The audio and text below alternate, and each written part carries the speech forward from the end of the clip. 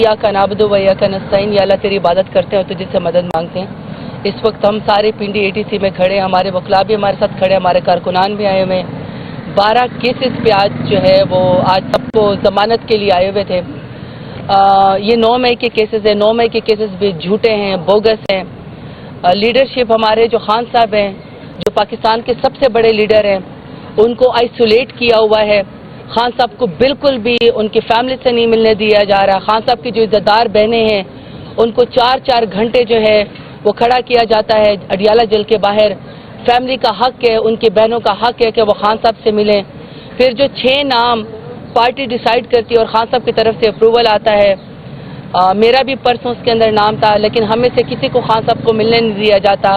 इस कदर ये जो हुकूमत है ये खौफजदा है खान साहब से, खान साहब के नज़रिए से, खान साहब की पॉपुलैरिटी से, आवाम के सच से, कि खान साहब को कोई इमेज, खान साहब को कोई पैगाम ही नहीं आने देते। तो पाकिस्तान तहरीक इंसाफ को इंतहाई तशवीश है कि इमरान खान को, हमारे लीडर को, जो इस वक्त मुल्क जल रहा है और इमरान खान ही पूरे पाकिस्तान को जोड़ सकते हैं, क्राइसिस में से निकाल सकते हैं, लेकिन उस लीडर को, खान साहब को बाय डिज़ाइन जो है वो आइसोलेट किया जा रहा है।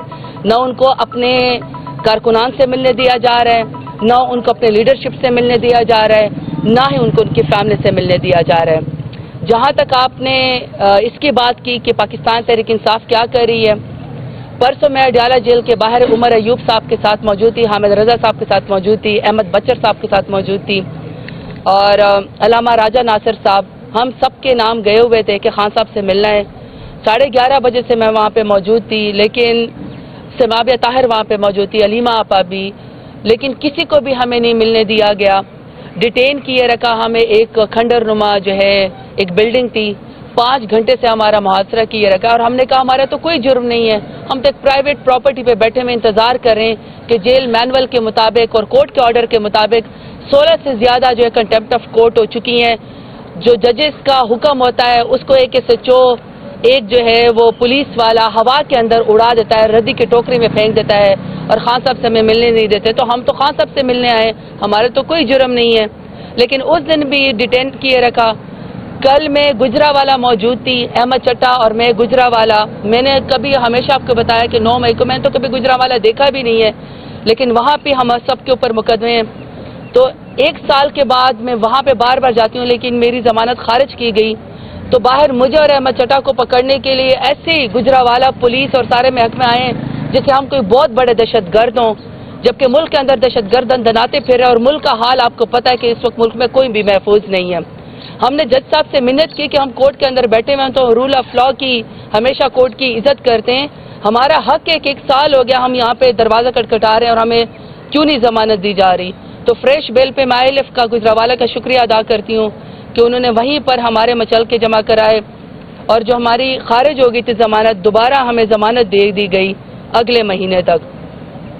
एक लहर है जो पाकिस्तान तहरीक इंसाफ के साथ जुल्म जबर हो रहा है, ख़त्म ही नहीं हो रहा। फार्म 47 की हुकूमत, PDM की हुकूमत पाकिस्तान को आगे चलाने के बजाय, मसाइल हल करने के बजाय, अपनी कारकर्दगी और गवर्नेंस करने के बजाय सिर्फ पाकिस्तान तहरीक इंसाफ को फिक्स करना चाहती है।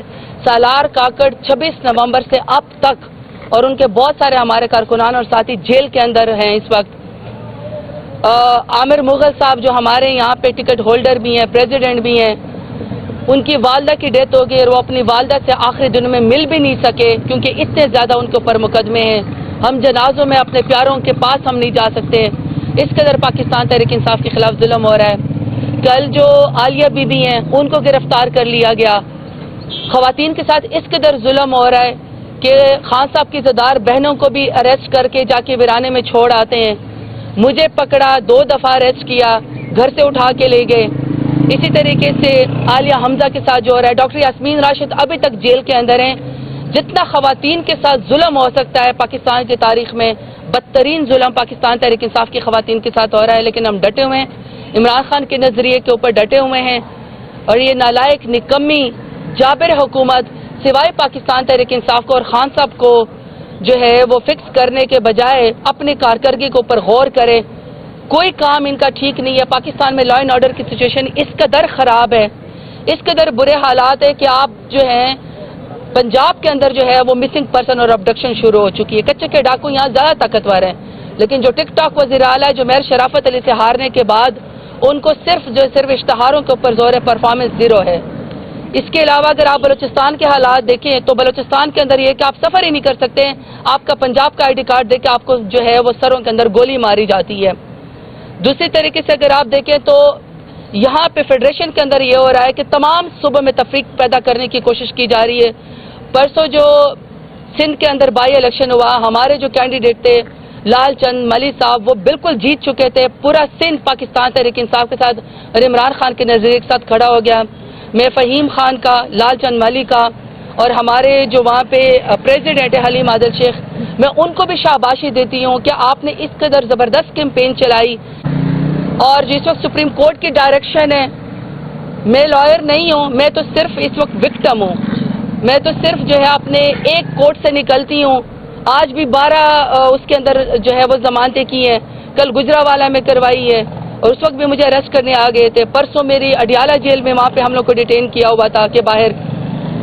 تو ہم تو پورے پاکستان میں اپنے مقدمے لڑ رہے ہیں، لیکن یہ ٹیکنیکل گفتگو ہے کہ کس طریقے سے پاکستان تحریک انصاف کو فکس کرنے کی خاطر ہمیں کورٹ کے اندر بھی انصاف نہیں مل رہا، کہیں پر بھی جو ہے وہ پاکستان تحریک انصاف کی سنوائی نہیں ہو رہی۔ میں چاہتی ہوں کہ میرے ساتھ جو ہمارے لائر سنبل صاحب بھی کھڑے اور فیصل ملک صاحب جو لیڈ کرتے ہیں، ہمارے جتنے بھی یہاں پہ کارکنان ہمارے آتے ہیں، لیڈرشپ آتی ہے، ان سب کے لیے یہ ہمارے مقدمے لڑتے ہیں۔ اڈیالہ جیل میں بھی جو ہمارا 9 مئی کا آئی سی آئی ہیڈ کوارٹر کے اوپر حملہ ہے، اس کا کیس کا ٹرائل بھی یہ دیکھ رہے ہیں۔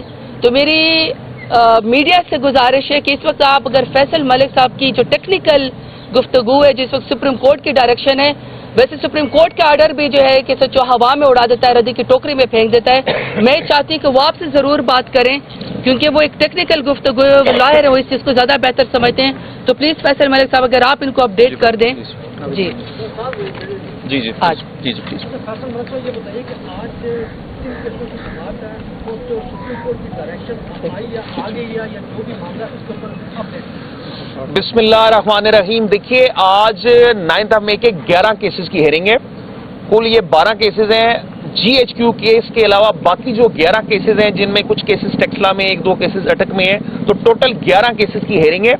اور یہ ان کیسز میں آج ڈسٹریبیوشن آف کاپیز کی تاریخ ہے، نقول تقسیم ہونی ہے۔ یہ ٹرائل کا ایک طریقہ کار ہے کہ سب سے پہلے نقول تقسیم ہوتی ہے، پھر شہادت ہوتی ہے، تو آج نقول کی تقسیم کے لیے ڈیٹ ہے۔ ایک بات سپریم کورٹ کی ڈائریکشن کے متعلق میں یہ عرض کرنا چاہوں گا، جو آرڈر کیا آنریبل سپریم کورٹ نے، ایک لیگل میگزم ہے ہمارا، کہتے ہیں جی جسٹس ہریڈ از جسٹس بریڈ۔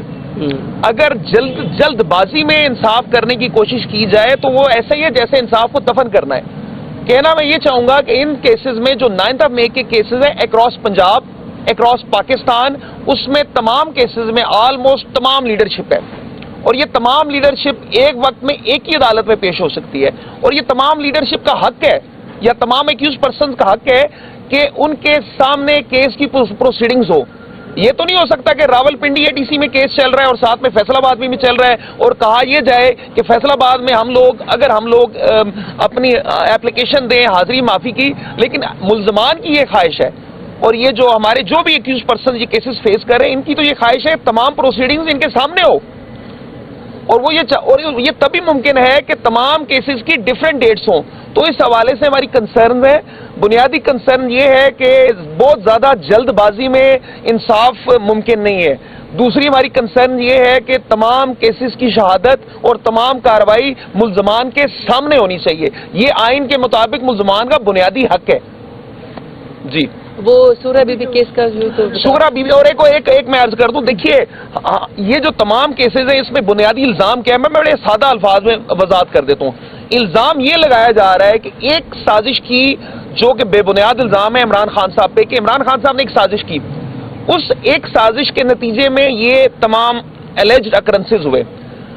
تو اس کے جو قانون ہے سغرا بی بی کیس ہمارا آنریبل سپریم کورٹ کا، کہ ایک وقوعے کی ملٹیپل ایف آئی آر نہیں ہو سکتی، کیونکہ وقوعہ ایک ہے۔ وقوعہ کیا ہے، استغاثہ کا کیس کیا ہے، تمام استغاثہ کے کیسز میں الزام ایسے شروع ہوتا ہے کہ جی بانی چیئرمین پی ٹی آئی نے سازش کر دی اور فلاں وقوعہ ہو گیا۔ تو ان تمام جو اکرنسز ہیں، تمام ایف آئی آر ہیں، اس کا ایک ٹرائل ہونا چاہیے، اور وہ ایک ٹرائل 4 ماہ میں ہو سکتا ہے۔ قانون بھی یہی ہے, سپریم کورٹ کی ججمنٹس بھی یہی ہے اور اصول بھی یہی ہے. میں کہنا یہ چاہوں گا کہ کیا ایک ہی الزام پہ ایک ملزم کو آپ ملٹیپل کنوکشنز دیں گے, ایک سے زائد سزائیں دیں گے؟ یہ تو آئین کے خلاف ہے, بنیادی حقوق کے خلاف ہے, انٹرنیشنل کنونشنز کے خلاف ہے یہ بات.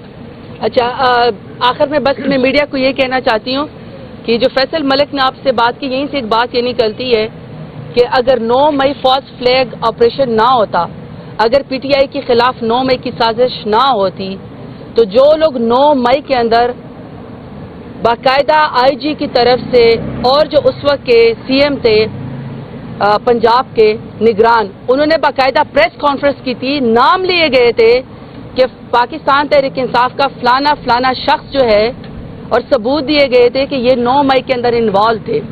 لیکن آج 17 سیٹوں میں والی جماعت کو اپنی کرسی بچانے کے لیے جو لوگ پھر عمران خان کا ساتھ 9 مئی میں چھوڑ گئے, اور جس کا انہوں نے کہا تھا یہ مجرم تھے 9 مئی کے, ان سب کو تو وزیر مشیر آپ نے بنا دیا. اس کا مطلب ہے کہ 9 مئی بہانہ تھا, عمران خان نشانہ تھا, اور جو لوگ عمران خان کا ساتھ نہیں چھوڑ گئے, ہماری طرح نظریے پہ کھڑے رہے, وفادار رہے, آپ نے ان لوگوں کو پر 9 مئی کا الزام لگا کے مجرم بنا کے آپ نے اے ٹی سی کورٹ کے اندر پیش کیا گیا. سپریم کورٹ کے چیف جسٹس کے یا ہائی کورٹ کے چیف جسٹس کے یہ ریمارکس ہے کہ 97% دہشت گردی کی عدالتوں میں تمام جو ہیں وہ اس وقت مقدمے سیاسی کارکنان کے اوپر ہے, صرف 3% اصل دہشت گردوں کے اوپر ہے. تو آپ اس اندازہ لگا لیں کہ ملک میں انصاف اور قانون کا اس وقت کیا چہرہ ہے. اس لیے ہمیں چیزوں کو یہ سوچنا پڑے گا کہ ملک کس طرف جا رہا ہے. اور پرسوں جب خان صاحب سے ہماری ملاقات تھی, اس میں خان صاحب کی بہنوں کے علاوہ یہ بھی کبھی پاکستان میں ہوا ہے کہ جو پروونشل آپ کا پوزیشن لیڈر ہو احمد بچر صاحب, اور جو آپ کا فیڈرل کا آپ کا پوزیشن لیڈر عمر ایوب صاحب, آپ ان کو دونوں کو اکٹھے صرف اپنے لیڈر کو ملنے کے اوپر گرفتار کریں؟ یہ کبھی آپ نے کبھی سنا ہے؟ اسی طریقے سے میں وہاں پہ موجود تھی, میں پارلیمنٹری لیڈر ہوں پاکستان کی سب سے بڑی پولیٹیکل پارٹی کو, سب سے بڑی جماعت کی پارلیمنٹ میں. مجھے 5 گھنٹے سمابیہ طاہر کے ساتھ اور علیمہ آپا کے ساتھ, ان سب کے ساتھ, اور 2 خواتین کو کے ساتھ ڈیٹین کیے رکھا. اب آپ مجھے خود بتا دیں کہ پاکستان تحریک انصاف کو اور کیا راستہ اختیار کرے. آپ کے سامنے ہم اپنی بات رکھ سکتے ہیں, آپ ہی ہمارا سچ بتا سکتے ہیں, آپ ہی بتا سکتے ہیں, اور ہم آپ کے ذریعے بتا رہے ہیں کہ جان بوجھ کے خان صاحب کو آئسولیٹ کرنے کی کوشش کی جا رہی ہے. خان صاحب سے اس لیے نہیں ملنے دیا جا رہا ہے کہ پھر ان کے کوئی مذموم مقاصد ہیں. اور یہ پورا پاکستان تحریک انصاف اور پورا پاکستان یہی سوال کرتا ہے کہ اگر آپ کے کرتوت ایسے نہیں ہیں, اگر آپ کی نیت میں سے خرابی نہیں ہے, تو آپ خان صاحب کو ان کی فیملی سے اور خان صاحب کو ان کی پارٹی سے کیوں نہیں ملنے دیتے, جبکہ باقی جو لوگ پولیٹیکل کسی بھی دور میں جو وہ لوگ اسیر رہے ہیں تو ان کے ڈرائنگ روم یا ان کے ریسٹ ہاؤسز جو ہیں وہ وہاں پہ بیٹھے ہوتے تھے, اور 70 جو ان کے وکیل ہوتے تھے, 70 ان کے جو لیڈر ہوتے تھے وہ نواز شریف سے زرداری سے ملاقات کرتے ہوتے تھے. تو عمران خان کو کیوں آئسولیٹ کیا ہوا ہے؟ عمران خان کے نظریے سے آپ ڈرتے ہیں, آپ عمران خان کی بہادری سے ڈرتے ہیں, آپ عمران خان کی کریڈیبلٹی سے ڈرتے ہیں, لیکن ہمیں یقین ہے کہ انشاءاللہ عمران خان باہر دوبارہ آئیں گے. شکریہ. آ جاؤ آپ کی طرف آ جاؤ.